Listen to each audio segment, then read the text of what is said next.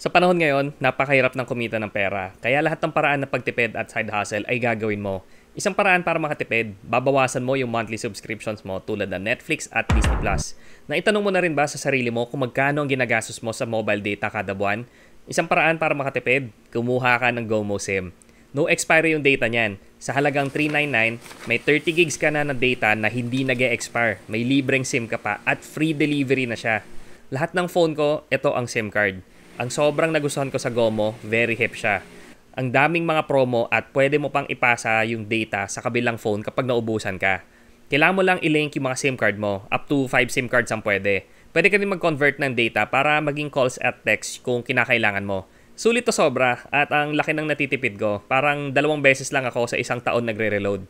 Disclaimer, kapag nasa bahay ako or nasa lugar na may libreng wifi, nakikiconnect ako doon. Tignan natin ang nagagastos ko kada buwan sa mobile data. 399 pesos times 2 kasi twice ako nagre-reload. So, ang total is 798 per year. 798 divided by 12 is equivalent to 66 pesos and 50 cents per month. Ganon kamura. Kung gagamit ako ng ibang data provider, nasa 599 pesos ang 5 gigabytes na data. Sa isang taon, kapag kinompute mo yung 599 per month, ay nasa 7,188 pesos siya. 9 times sa total na ginagastos ko kada taon para sa data. So, ano pang inaantay mo? May link sa description box para makapag-purchase ka na ng SIM.